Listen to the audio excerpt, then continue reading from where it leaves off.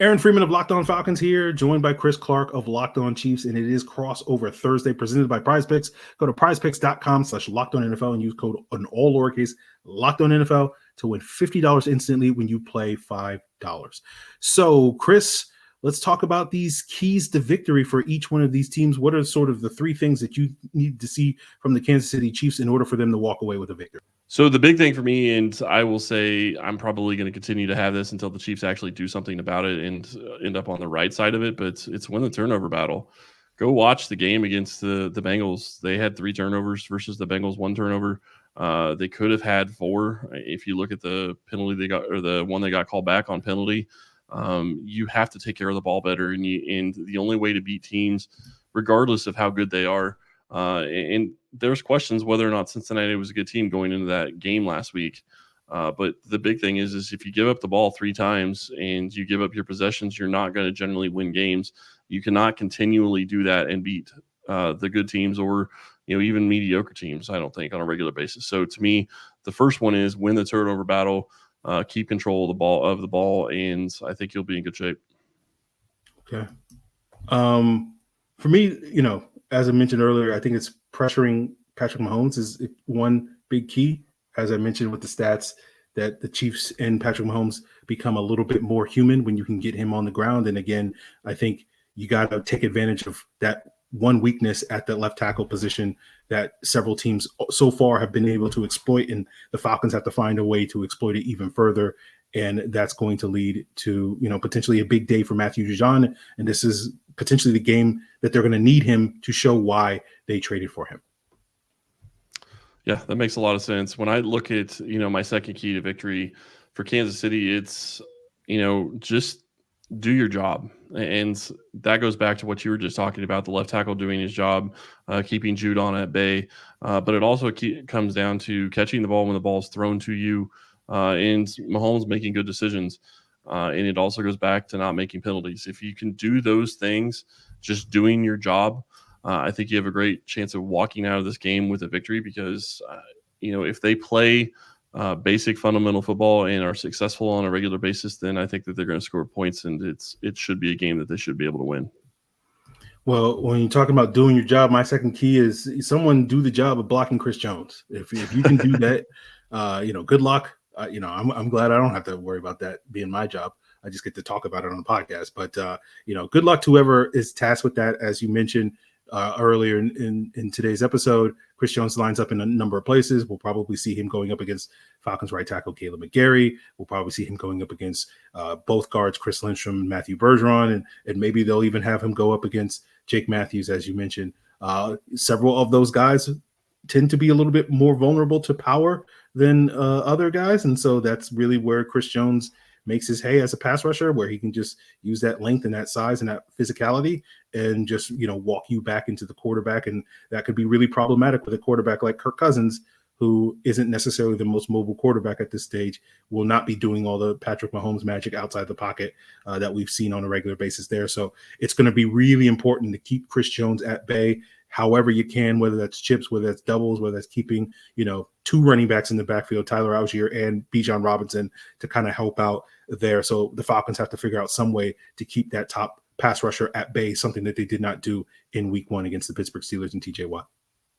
Yeah, you make a great point about Chris Jones with his power, but I will say this. The one thing that you continuously see from time to time is people try to be ready for that power and they overset themselves, and he takes advantage of it and uses speed to get around him and pushes their hands down. So that's something that they got to watch out for as well.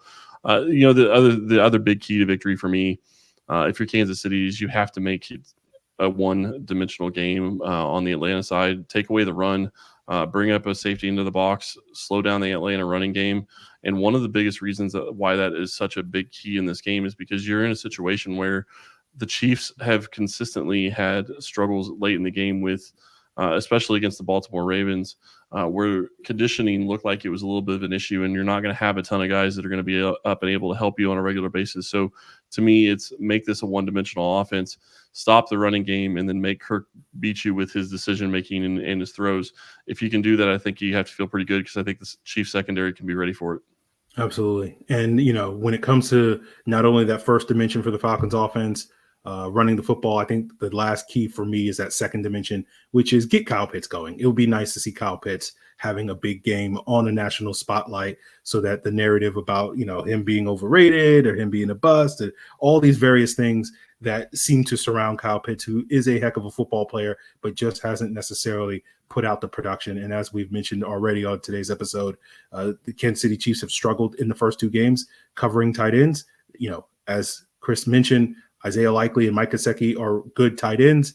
I don't think either one of those guys is on the level of an athlete like Kyle Pitts. So it will be nice to see Zach Robinson being able to feature Kyle Pitts and attack that vulnerability in the Kansas City defense and get Kyle Pitts going. And that's going to create opportunities for some of the other weapons outside. And especially if you can couple that with the ground game spearheaded by Bijan Robinson and Tyler Algier, that is going to give you a complete offense that will allow you to at least try to keep pace with this Kansas City offense should Patrick Mahomes do Patrick Mahomes things as he so often does in, a dome stadium. So, the environment's going to be conducive for him to do Patrick Mahomes things. So, it's going to be an exciting game regardless of what the result is going to be. But Chris, we'll leave out on sort of what's your final prediction for this Sunday night matchup between the Falcons and Chiefs?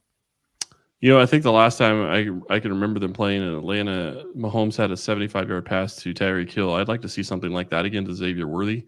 Don't know that we'll see it in this game, but that was a fun I think it was a preseason game, but it was a lot of fun. When I look at this, it's a question of can Kansas City put up the points on the board, and I think that they can. I think that you look at what Mahomes and the Chiefs were able to do. The offense only scored, 19 points on the Bengals. 20 points because they went for 2 and they didn't get it. So that's not horrible of an offensive output. 27 points the first week against the Ravens. So I feel like they're going to be able to score points.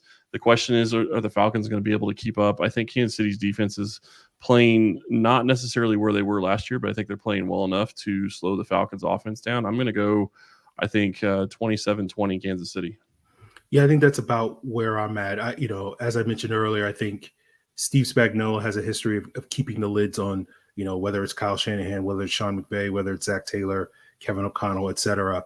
And so I'm not expecting Zach Robinson to be the exception as opposed to the rule. So that feels like the Falcons are probably going to score around 20 points. I don't know if that's enough against this Chiefs offense, who feels like a pretty comfortable that they're going to score around 24 points. I think because of some of the issues that we've discussed on today's Crossover Thursday, I don't expect the Chiefs to put up monster points like that we have seen this offense do before, but I'm expecting this to be a 24-20 Chiefs win. I think a very competitive game. I think it will come down to the wire in those final minutes. And unfortunately, it might be decided on who has the ball last, as we saw last week against Kirk Cousins against the Eagles. If the Falcons have the ball last, good things happen. But of course, the Chiefs know that they got 7+ years of that other guy having the ball last, and he tends to find ways to get the wins. And so I do expect that to be the case. So Falcons maybe potentially fall 1-2. Chiefs continue their undefeated streak.